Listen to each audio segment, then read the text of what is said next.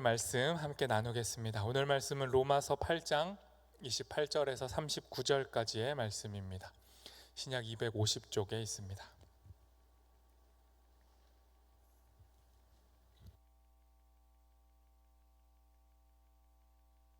저 여러분이 한 절씩 교독하고 마지막 절 함께 읽도록 하겠습니다. 제가 먼저 하나님 말씀을 읽습니다. 우리가 알거니와 하나님을 사랑하는 자 곧 그의 뜻대로 부르심을 입은 자들에게는 모든 것이 합력하여 선을 이루느니라.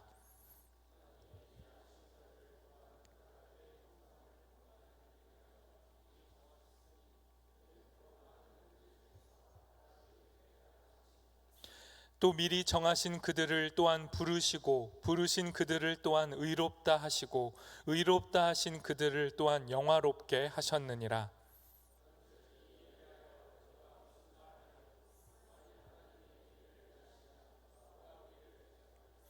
자기 아들을 아끼지 아니하시고 우리 모든 사람을 위하여 내주시니가 어찌 그 아들과 함께 모든 것을 우리에게 주시지 아니하겠느냐.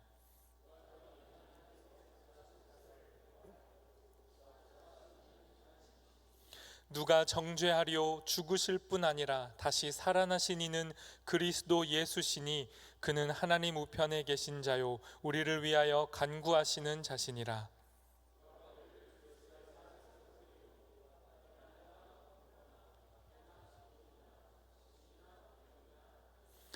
기록된 바 우리가 종일 주를 위하여 죽임을 당하게 되며 도살당할 양같이 여김을 받았나이다 함과 같으니라.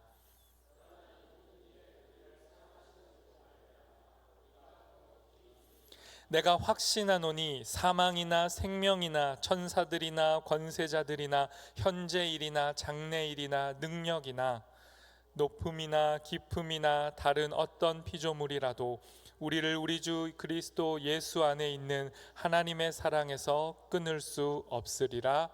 아멘. 오늘 설교의 주제는요, 하나님 사랑입니다. 오늘 설교의 결론부터 내리고 설교를 시작하도록 하겠습니다. 하나님의 사랑이라는 이 주제를 가지고 결론부터 내려보도록 하겠습니다. 혹시 화면 띄워주시면요, 오늘은 결론을 같이 읽으면서 시작하도록 하겠습니다. 네, 저를 보지 마시고 화면도 보시는데 옆에 사람 좀 봐주시면서 들려주듯이 이렇게 한번 외쳐봤으면 좋겠습니다. 우리 결론 같이 읽어보겠습니다. 하나님 사랑보다 좋은 건 없습니다. 네, 두 번째도 읽어보겠습니다. 하나님 사랑보다 강한 건 없습니다. 세 번째 읽어보겠습니다. 하나님 사랑에서 우리를 끊어낼 수 있는 건 아무것도 없습니다. 외우셨죠? 자, 옆 사람 바라보도록 하겠습니다. 옆에 사람 바라보면서 세 가지 결론 외쳐주십시오. 오늘 이것만 기억하면 돼. 자, 서로에게 말해주겠습니다. 얘기해 주십시오. 하나님 사랑보다 좋은 건 없습니다. 하나님 사랑보다 강한 건 없습니다. 하나님 사랑에서 우리를 끊어낼 수 있는 건 아무것도 없습니다. 그래서 진짜 결론, 마지막 한 장 더 넘겨서 같이 읽어보겠습니다. 이보다 더 좋을 순 없습니다. 오늘 설교 제목인데요, 지난주에 이어가지고 처음부터 의도한 건 아닌데 말씀을 준비하다가 이 하나님 사랑, 이 가장 귀한 하나님 사랑을 표현할 방법이 뭐가 있나 했는데 그냥 저 문장이 계속 떠올랐어요.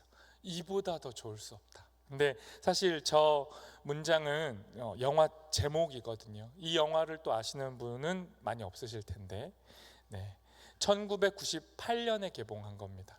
그때 태어나지 않으신 분들 많죠. 네. 98년에 개봉한 영화고 잭 니콜슨, 옛날 배트맨 1에 이렇게 조커로 등장했던 연기 잘하는 분이 있는데 그분이 주연한 이제 로맨틱 코미디 영화예요. 그런데 이 영화에서 이 잭 니콜슨이 어떤 역할을 맡았냐면 로맨스 소설의 베스트셀러 작가예요. 그러니까 거의 62권의 책을 쓴, 그러니까 정말 로맨스의 대가죠. 그런데 이분이 이 실제 삶은 어떠냐면 전혀 로맨틱하지 않아요. 오히려 정반대입니다.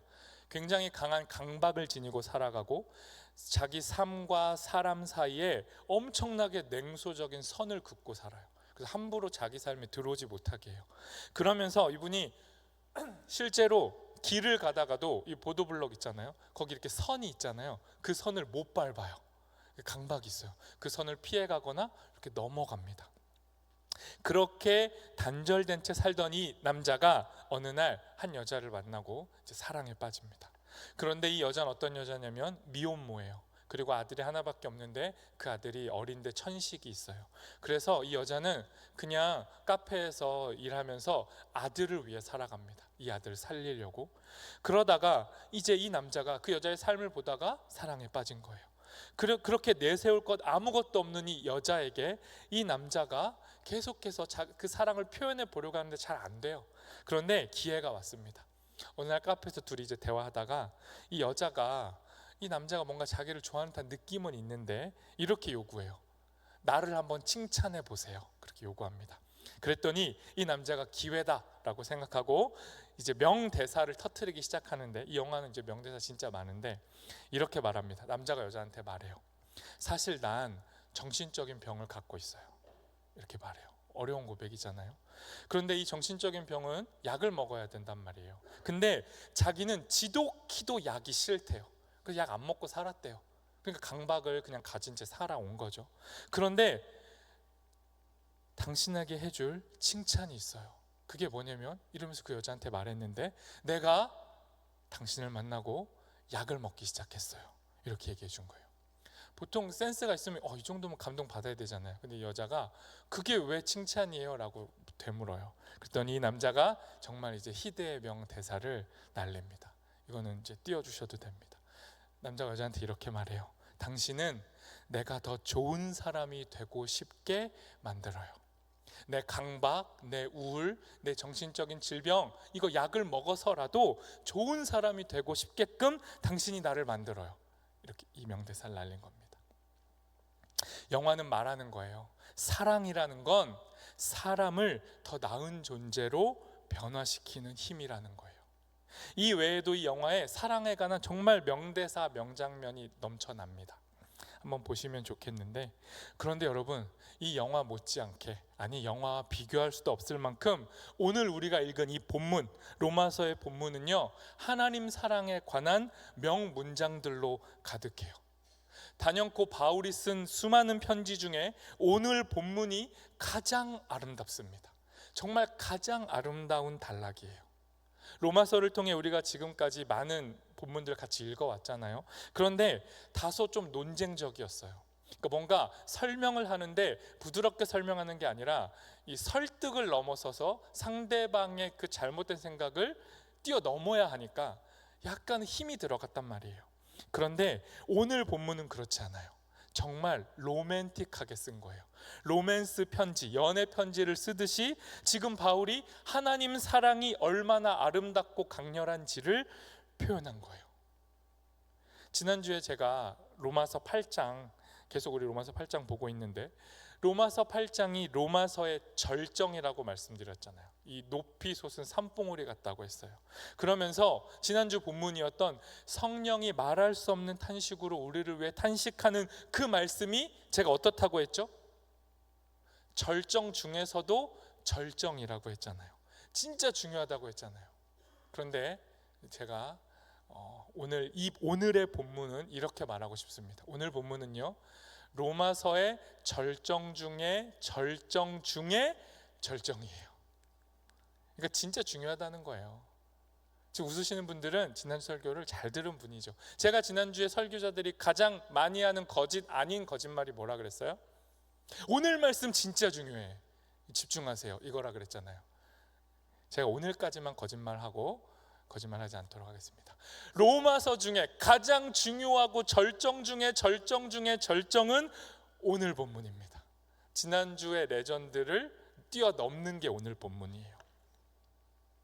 여러분, 오늘 본문은요, 다른 거 말하지 않아요. 하나님 사랑만 말해요. 하나님 사랑보다 더 좋을 순 없다. 하나님 사랑보다 좋은 거 없고 강한 거 없대요. 하나님 사랑으로 온통 가득한 오늘의 본문은 바울이 진심으로 썼는데, 하나님 사랑만 반복하면 값이 떨어지잖아요. 그래서 하나님 사랑을 계속 변주해요. 같은 단어인데 다른 단어를 총동원해서 표현합니다.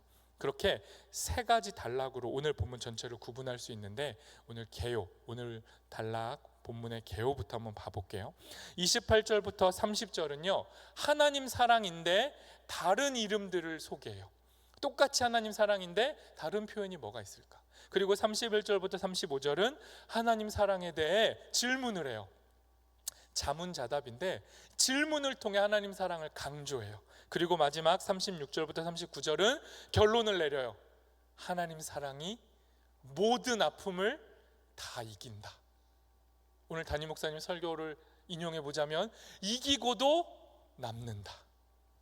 넉넉하다는 거예요. 먼저 28절부터 30절 보겠습니다. 세 번역으로 같이 읽어볼게요. 오늘은 온통 명문장이라고 했잖아요. 꼭꼭 씹어서 여러분 마음에 잘 간직하셨으면 좋겠습니다. 28절부터 30절 우리 한 절씩 번갈아 가면서 읽어보도록 하겠습니다. 제가 먼저 읽습니다. 하나님을 사랑하는 사람들, 곧 하나님의 뜻대로 부르심을 받은 사람들에게는 모든 일이 서로 협력해서 선을 이룬다는 것을 우리는 압니다.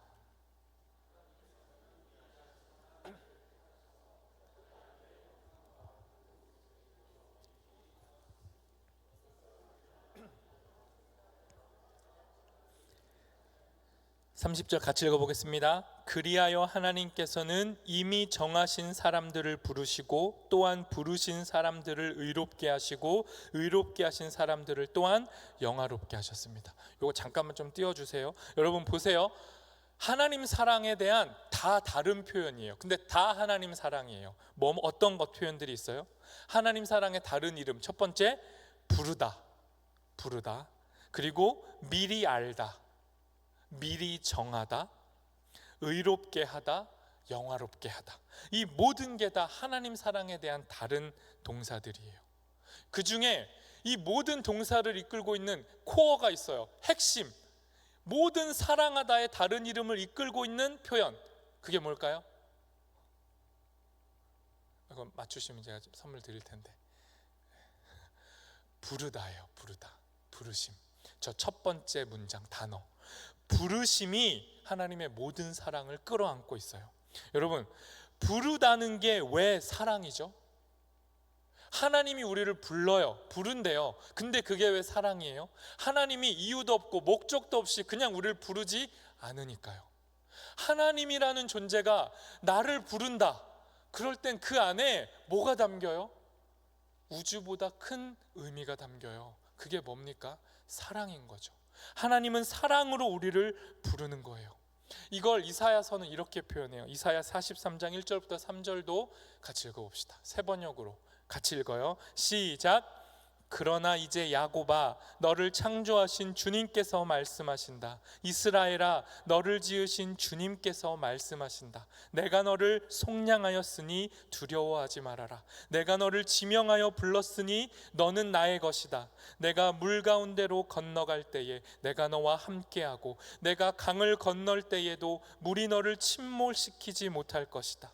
내가 불 속을 걸어가도 그을리지 않을 것이며 불꽃이 너를 태우지 못할 것이다. 나는 주 너의 하나님이다.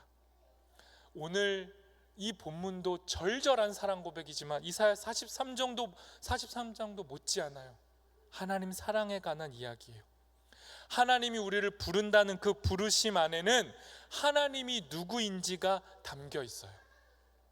하나님은요, 우리를 지으신 분이래요. 창조하신 분이래요. 이사야 43장을 잘 보세요. 하나님은 또 어떤 분이에요? 우리를 불렀는데 우리를 속량하셨대요. 속량이라는 단어는 되게 고급 단어인데, 어려운 단어인데, 이게 뭐냐면 값을 치르고 우리를 산다예요.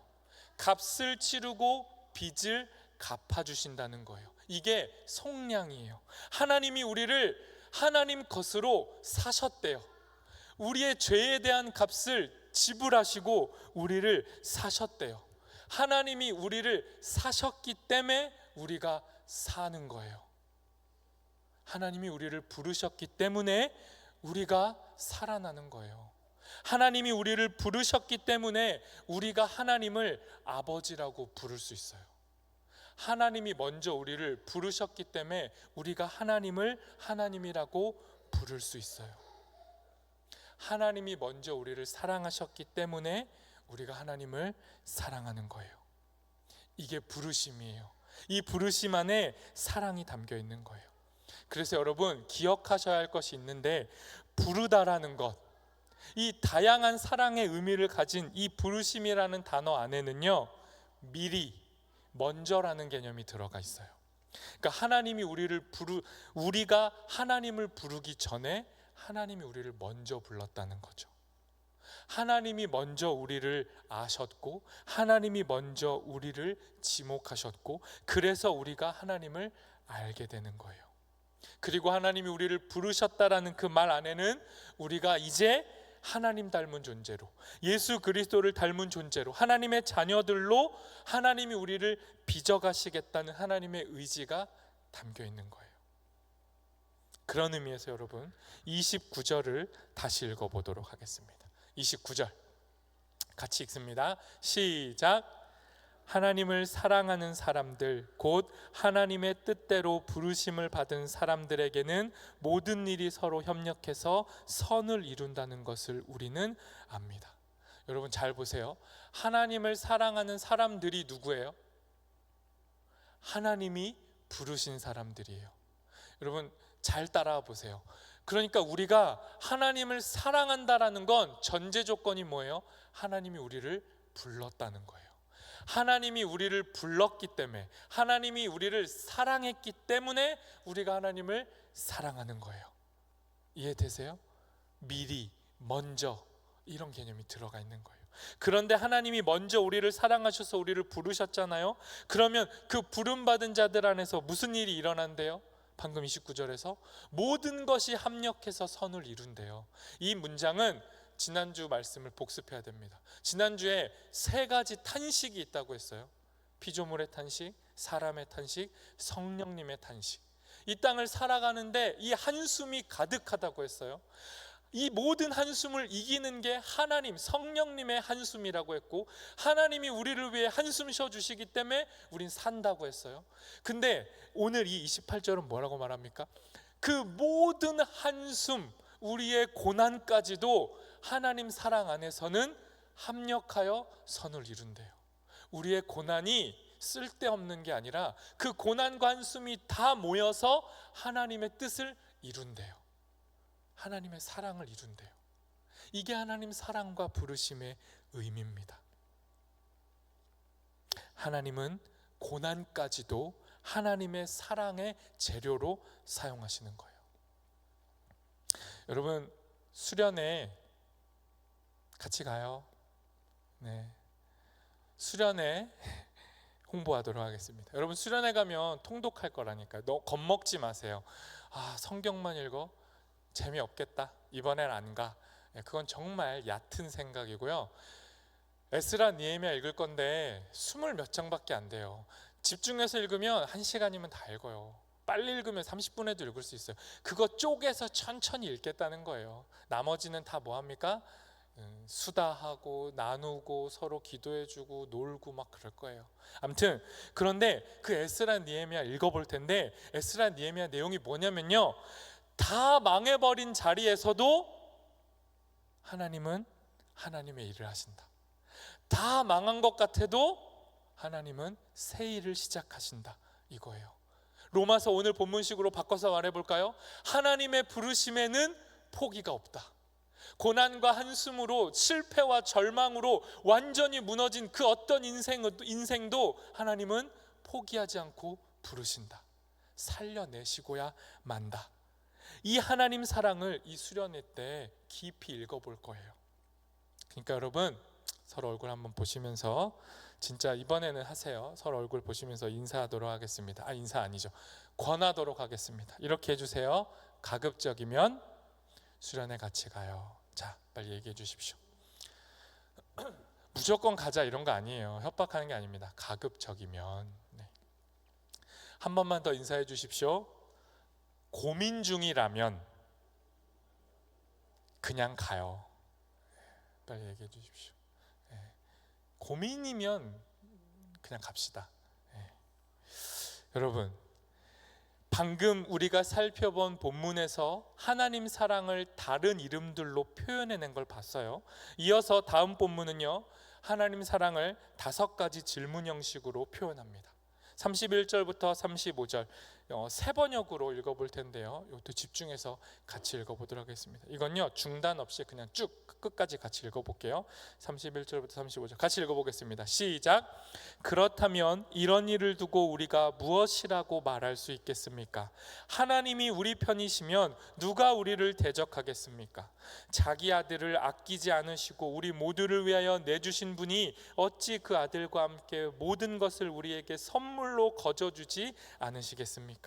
하나님께서 택하신 사람들 누가 감히 고발하겠습니까? 의롭다 하시는 분이 하나님이신데 누가 감히 그들을 정죄하겠습니까? 그리스도 예수는 죽으셨지만 오히려 살아나셔서 하나님의 오른쪽에 계시며 우리를 위하여 대신 간구하여 주십니다. 누가 우리를 그리스도의 사랑에서 끊을 수 있겠습니까? 환난입니까? 곤고입니까? 박해입니까? 굶주림입니까? 헐벗음입니까? 위협입니까? 또는 칼입니까? 여러분, 지금 바울이 뭐라고 질문하는 거예요? 하나님이 우리 편이면 누가 우리를 막아내냐 이거예요. 하늘의 하나님이 우리를 사랑하는데 누가 그 사랑을 막냐는 거예요. 하나님이 내가 너를 사랑하겠다고 정해버렸는데 누가 그걸 방해해요? 또 뭐라고 질문해요? 자기 아들까지도 내어주신 분이 하나님 아버지면 그분이 우리를 위해 뭘 아끼겠냐는 거예요. 이미 아들 전부를 줬는데 우리에게 모든 걸 내어주는 건 마땅하다는 거예요. 또 뭐라고 질문해요? 하나님이 택하신 사람들, 하나님이 지명하여 부르신 사람들을 누가 정죄할 수 있냐는 거예요. 이미 하나님이 부를 때 우리 존재를 알아요. 우리가 깨끗하고 찬란하고 굉장히 고상해서 우리를 불러준 게 아니에요. 이스라엘을 처음 부르실 때 하나님이 이스라엘을 왜 불렀습니까? 형편이 엉망이어서, 모든 민족 중에 가장 불쌍해 보여서, 가진 게 아무것도 없어 보여서, 가장 작은 민족이라서, 민족에 이름도 없어서, 그래서 그들을 불렀대요. 하나님이 우리를 부를 때 우리를 알아요. 그러니 세상 사람들이 우리를 조롱하고 정죄하고 네가 무슨 하나님의 부르심을 받냐, 네가 무슨 하나님의 자녀냐, 네가 무슨 하나님의 거냐, 너의 상태를 봐라 라고 우리를 정죄해도 하나님이 우리를 불렀으니 그 무엇도 우리를 정죄하지 못해요. 심지어 우리의 죄값을 하나님이 어떻게 했다고요? 속량, 우리가 진 우리 죄의 빚을 하나님이 갚았단 말이에요. 아들 예수 그리스도를 통해. 그러니 우리는 꿀릴 게 없어요. 마지막 질문이 뭡니까? 누가 우리를 그리스도의 사랑에서 끊을 수 있는가?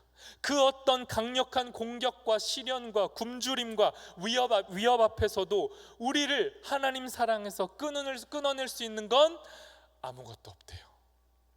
우리는 실제적으로 공격, 핍박, 비난, 조롱, 비웃음, 수군거림, 네가 뭔데? 네가 예수를 믿어? 너의 상태를 봐라는 그 소리 못 견뎌해요. 그래서 우리는 조금만 위협을 받아도 하나님 사랑에서 끊어진 줄 알아요. 그런데 지금 바울이 뭐라고 말합니까? 그 무엇도 사랑에서 끊을 수 없다. 지금 이 질문은 바울의 자문자답이잖아요. 자기가 질문하고 자기가 대답하는 거예요. 바울이 생생하게 자기 삶에서 경험한 거예요. 하나님 사랑에서 무엇도 나를 끊어내지 못한다. 바울이 자기 사랑 고백, 자기 고백을 통해 말하고 있는 거예요. 여러분, 자기 사랑 고백이 있으십니까? 하나님을 향한 고백? 제 아들 이준이는요 겨우 3살이에요. 3살밖에 되지 않았는데 이준이는 하나님 사랑에 대한 분명한 자기 고백이 있어요. 결코 제가 주입식 교육을 하지 않았습니다. 그래, 목사 아들인데 어디 가서 꼭 이 멘트를 날려줘 이렇게 쇠뇌하지 않았어요. 그런데 영화부에서 교육을 잘 받은 것 같은데 어느 날 이준이랑 놀고 있는데 이준이가 전혀 맥락과 상관없이 저의 얼굴을 또렷이 보면서 제가 왠지 기분 좋아할 걸 알았다는 듯이 웃으면서 생글생글 이렇게 말하는 거예요. 사실 영상이 있거든요. 그거 여기도 틀고 싶었는데 너무 또 아들 자랑하는 또 너무 또 이 공적인 설교 자리를 개인적인 자랑으로 또 악용한다고 욕을 먹을까봐 영상은 틀지 않겠지만 이준이가 이렇게 말했습니다. 하나님이 십자가에 달려서 이준이 살아났지. 제 얼굴을 보면서 아빠, 하나님이 십자가에 달려서 이준이 살아났지. 어마어마한 감동이었습니다. 공감이 안 돼요. 저랑 여러분이 존재가 다르잖아요. 저는 애아빠라는 거룩한 이 레벨이 있고 여러분 아직 모르죠. 근데 여러분이 낳은 아기가 여러분 앞에서 이 신앙을 고백한다고 생각해 보세요. 여러분의 신앙의 고백이 없는데, 여러분의 삶이 엉망이고 내 인생 왜 이러지 막 이렇게 위축되어 있는데 아들이, 생명체가, 어린아이가 이 고백을 한다? 우리 사랑을 살아내게 하는 겁니다. 바울이 지금 우리에게 이 사랑을 고백해 주는 거예요. 여러분, 우리 모두는요, 하나님이 십자가에 달려 죽어서 살아난 존재예요. 하나님이신 예수 그리스도가 십자가에 달려 죽으심으로 하나님이 우리에 대한 죄값을 예수의 죽음값으로 대신 지불하셨기 때문에 우리는 하나님의 이 사랑 행위 때문에 살아난 존재예요. 우리가 사는 이유는 이 방법 외에 없어요. 우리 모두는 여러 가지 방법으로 살 수 있다고 애쓰잖아요. 여러분이 예수 그리스도의 십자가만 의지해서 삽니까? 그거 아니어야 살 것 같아서 몸부림치잖아요. 그런데 말합니다, 바울은. 하나님이 십자가에 달려 죽으신 것 외에 우리 살 길이 없다는 것. 그리고 이 사랑 때문에, 하나님이 확정해버리신 이 사랑 때문에 더 이상 죄는 우리를 지배할 수 없어요. 더 이상 그 어떤 정죄도 우리를 사로잡지 못해요. 하나님이 내 편 들어주는데 누가 우리를 이겨요? 하나님이 내 편인데 누가 우리를 이기냐고요. 이준이 얘기 하나만 더 하겠습니다. 이준이는요, 밤이 되면 무서워해요. 애기니까. 캄캄해지면 무서워해요. 안방에 이제 자야 돼. 이준아 자야 돼. 제발 좀 일찍 자. 네가 자야 내가 살아. 이러면서 제가 불을 다 끄면 무서워해요. 그러면서 이렇게 말해요. 아빠, 늑대가 나타날 것 같아. 캄캄해. 늑대가 나타날 것 같아. 이렇게 얘기합니다. 빨리 불을 켜라는 얘기죠. 그런데 제가 아들을 부여잡고 아들을 안심시켜줘요. 이준아, 불 안 켜도 돼. 아빠가 늑대 이겨. 제가 예전에 여기 설교 때 보여주기도 했는데, 진짜 유명한 동화책에 아빠가 늑대를 이렇게 너 나가! 이런 장면이 있어요. 그게 이제 아이한테 강렬하거든요. 근데 아이는 늑대가 무서운 존재인데 제가 이렇게 얘기해줘요. 이준아, 늑대! 너 저리 가! 나 이준이 아빠야. 이준이 아빠니까 이준이 지켜줄 거야. 늑대! 너 저리 가! 이렇게 얘기하잖아요. 그럼 이준이가 진짜 흐뭇해합니다. 자기가 늑대를 이겼다고 생각해요. 그래서 캄캄한데 자요. 제가 이긴 거죠. 전 이준이를 재워요. 근데 왜 이준이가 무서워하는 겁니까? 아빠가 내 편이라면 두렵지 않은데 아빠가 내 편이라는 인식이 약하면 무서워요. 그때 말해주는 거예요. 누가 너 아빠야? 나 이준이 아빠야. 이준이 아빠. 그러면 아들이 안심해요. 아빠가 누구 아빠지? 이준이 아빠. 이 말과 하나님 아버지가 십자가에 달려 예수 그리스도를 죽이심으로 우리가 살아났다는 말은 같은 말이에요. 하나님이 하나님이시다. 하나님이 우리 아버지가 되신다. 하나님이 내 편이다. 하나님이 나를 지키신다는 건 절대 불변의 신분이에요. 우리의 정체성이라고요. 이건 안 바뀌어요. 이 세상에서 우리를 끊어낼 수 있는 건 어디에도 존재하지 않아요. 이 땅에도 저 하늘에도 그 어디에도 하나님 사랑에서 우리를 끊어낼 수 있는 건 아무것도 없어요. 우린 누구예요? 그걸 믿는 사람들이에요. 우리가 진짜 하나님 사랑에 대한 믿음을 갖고 산다면 우리는 쫄지 않아요. 웬만한 일에 흔들리지 않아요. 간혹 무섭고 떨리고 불안해하지만 다시 오뚜기처럼 제자리를 찾아야 해요. 믿음이 있다면. 마지막 하나님 사랑에 대한 모든 적으로부터 우리를 지키신다는 이 하나님 사랑에 대한 고백, 마지막 36절부터 39절 같이 읽어보겠습니다. 새 번역으로 읽어보겠습니다. 같이 읽습니다. 시작. 성경에 기록한 바 우리는 종일 주님을 위하여 죽임을 당합니다. 우리는 도살당할 양과 같이 여김을 받았습니다. 한 것과 같습니다. 그러나 우리는 이 모든 일에서 우리를 사랑하여 주신 그분을 힘입어서 이기고도 남습니다. 나는 확신합니다. 죽음도 삶도 천사들도 권세자들도 현재일도 장래일도 능력도 높음도 깊음도 그 밖에 어떤 피조물도 우리를 우리 주 예수 그리스도 안에 있는 하나님의 사랑에서 끊을 수 없습니다. 여러분, 이 구절, 이 고백 여러분 확신하십니까? 이 바울의 고백이 여러분 고백이에요? 바꿔 물어볼까요? 여러분 구원의 확신이 있어요? 제가 진짜 안 좋아하는 질문인데요, 구원파들이 자주 쓰기도 하고, 구원의 확신이 있어요? 이러면 좋을 게 없어요. 돌아오는 답도 별로 유익하지 않아요. 구원의 확신 있어요? 네, 구원의 확신 있어요. 좋은 게 아닙니다. 뭘 확신한다는 거예요? 오해가 벌어져요. 바울은요 지금 전심과 진심을 다해 자기 구원을 확신하고 있어요. 그런데 여러분 오해하면 안 돼요. 바울은 지금 자기의 믿음을, 나의 믿음을 자랑하는 게 아닙니다. 분명 바울은 종일 죽을 것 같은 환난과 위기와 핍박 속에서도 예수 믿는 믿음을 포기하지 않은 대단한 사람이에요. 그런데 바울이 내가 이렇게 죽음의 위기에서도 하나님을 믿고 예수를 믿고 복음을 전하고 있으니 나의 이 믿음이 대단한 겁니다. 나 이렇게 열심히 하나님을 믿어요. 그러니 나는 나의 구원에 흔들림 없이 내 구원을 확신합니다. 이렇게 말하는 게 아니에요. 우린 다 이렇게 말하고 싶어 하죠. 혹은 이렇게 말하는 사람들이 있어요. 정말로 교만한 거죠. 믿음이 뭔지도 모르는 거예요. 바울은 누구보다 철저하게 최선을 다해 믿습니다. 나는 나의 믿음을 확신합니다. 나는 나의 믿음이 나를 구원해 줄 것을 믿습니다. 나를 보세요. 나를 본받으세요. 나의 믿음을 보세요 라고 말하는 게 아니에요. 그런데 오늘날 대부분의 그리스도인들은 이런 류의 구원의 확신을 갖고 싶어 해요. 그리고 이런 류의 자기 믿음, 자기 고백을 자랑해요. 자기의 확신에 대한 믿음이 자기를 구원해 줄 거라고 착각해요. 그리고 이 정도의 구원의 확신이 없잖아요. 그럼 어떻게 해요? 불안해해요.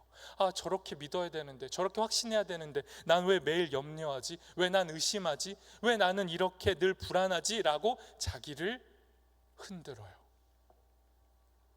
바울이 확신하고 있는 구원은 이런 구원이 아닙니다. 바울이 믿고 있는 구원이 뭐예요? 바울이 뭘 믿어요? 하나님의 사랑을 믿어요. 하나님의 구원을 믿고 하나님의 능력을 믿어요. 하나님의 복음을 믿고 우리가 로마서 1장부터 계속 살펴본 우리의 믿음, 우리의 능력, 우리를 믿지 않아요. 하나님의 신실하심, 믿음 없는 우리를 믿어주시는 하나님의 믿음을 바울이 믿어요. 전적으로 우리 것이 아니라 하나님께 속해 있는 믿음, 하나님을 향한 믿음, 하나님의 구원을 향한 믿음, 하나님이 우리를 구원하신다는 믿음, 여기에 우린 없어요. 구원의 확신? 내가 주어가 아니에요. 그런데 우리는 다 여전히 자기중심성에 함몰되어서, 여전히 내가 주인이어서 나를 기준으로 내 믿음을 평가하고 하나님의 구원을 평가해요. 내가 잘 믿을 땐 내 구원은 안전해. 내가 잘 못 믿으면 내 구원은 불안해.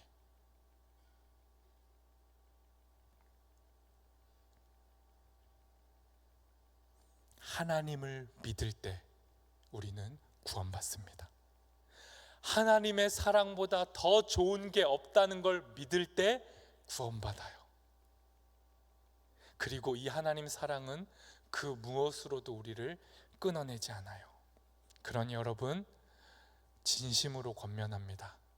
하나님을 믿으세요. 예수님을 믿으세요. 하나님의 사랑을 믿으세요. 제발 여러분 됨을 쫓아다니지 마세요. 잘해야 돼, 잘해야 돼, 잘해야 돼, 잘할 거야, 더 나은 사람이 될 수 있어, 나 더 나은 사람이 될 수 있어, 나 더 좋은 존재가 될 수 있어. 최면 걸지 마세요. 하나님을 믿으세요. 이 믿음만이 우리를 살리고 우리를 지킵니다. 이 시간 마지막으로 바울의 절절한 사랑 고백, 바울의 편지, 이 마지막 편지 마지막으로 끊지 않고 한 번 읽도록 하겠습니다. 31절부터 39절까지 세 번역으로도 읽지 않겠습니다. 개역개정 날 것 그대로 바울의 진심을 느끼며 마지막으로 읽어보도록 하겠습니다. 한 절 한 절 같이 읽습니다. 시작. 그런즉 이 일에 대하여 우리가 무슨 말 하리요? 만일 하나님이 우리를 위하시면 누가 우리를 대적하리요? 자기 아들을 아끼지 아니하시고 우리 모든 사람을 위하여 내주시니가 어찌 그 아들과 함께 모든 것을 우리에게 주시지 아니하겠느냐? 누가 능히 하나님께서 택하신 자들을 고발하리요?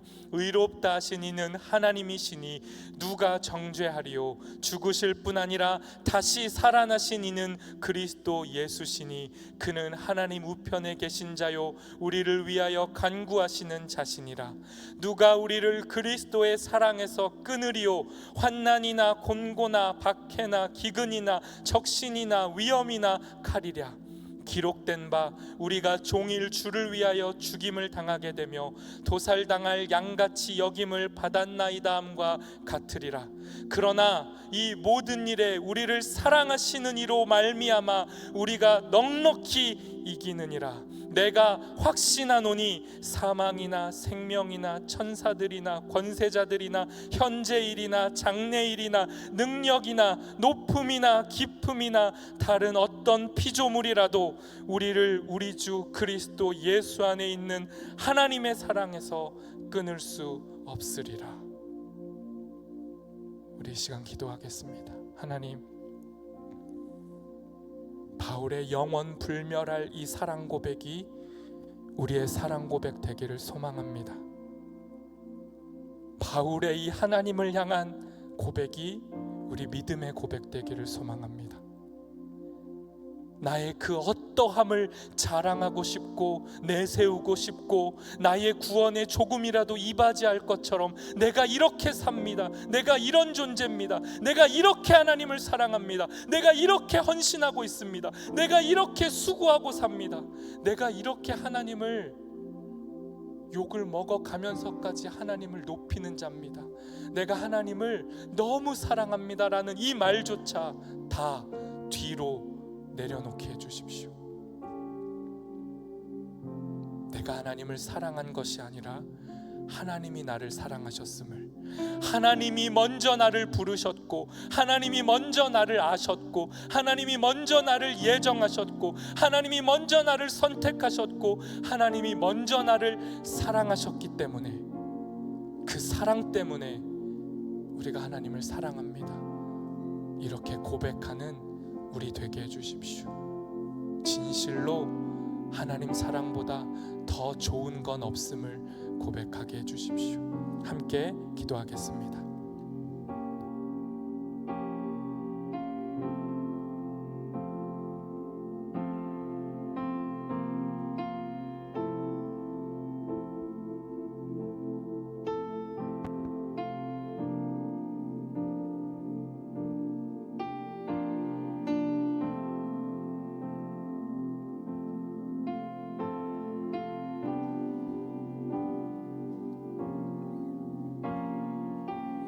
하나님, 우리의 사랑 고백을 받아주십시오.